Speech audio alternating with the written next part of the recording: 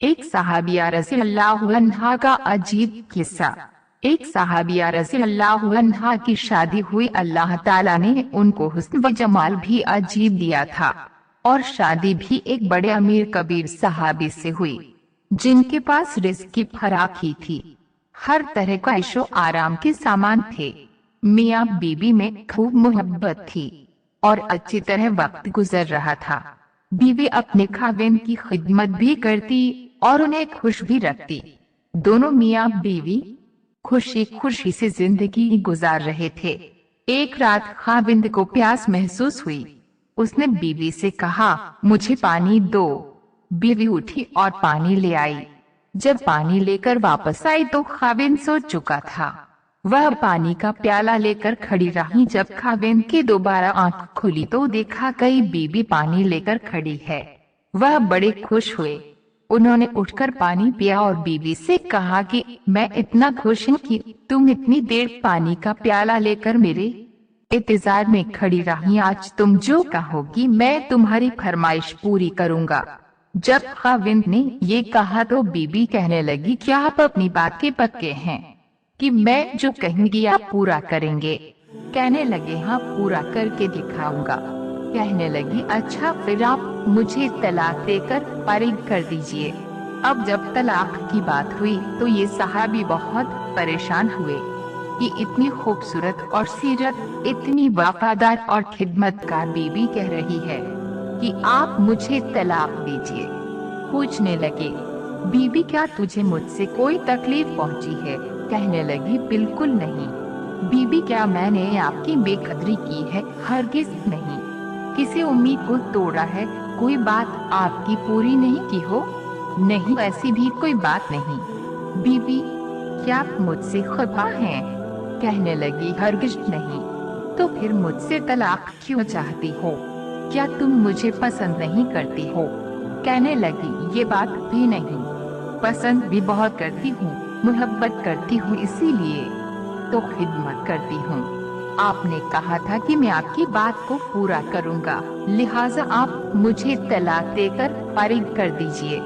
वह सहाबी परेशान है कि कॉल भी दे बैठे। कहने लगे, अच्छा सुबह होगी तो हम नबी सल्लल्लाहु अलैहि वसल्लम की खिदमत में जाएंगे और उनसे जाकर फैसला करवा लेंगे।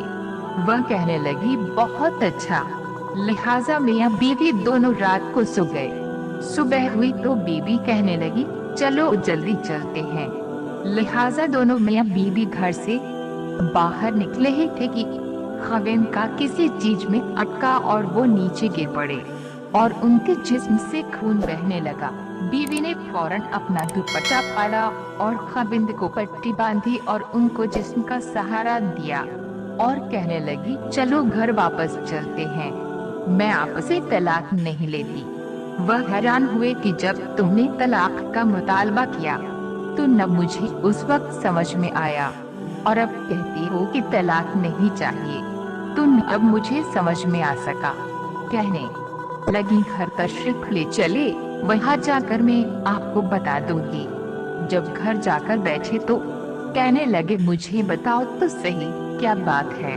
कहने लगी, आपने कुछ दिन पहले नबी सल्लल्लाहु अलैहि वसल्लम की हदीस सुनाई थी कि जिस बंदे से अल्लाह रब्बुल इज्जत मोहब्बत करते हैं उस बंदे के ऊपर तरह तरह की परेशानियां आती हैं। जिस तरह पानी ऊंचाई से ढलान की तरफ जाया करता है। मैंने नबी अलैहिस्सलातु वस्सलाम का फरमान सुना तो मैं दिल में सोचती रही कि मैंने अपने घर में कोई परेशानी नहीं देखी, कोई गम नहीं देखा, कोई मुसीबत नहीं देखी। तो मेरे दिल में ख्याल आया कि मेरे आका की बात सच्ची है। ऐसा तो नहीं कि मेरे खाविंद के ईमान में फर्क हो, मेरे खाविंद के अमाल में फर्क हो। मेरे खाविंद से अगर परवरदिगार को मोहब्बत नहीं तो मैं उस बंदे की क्या खिदमत करूंगी?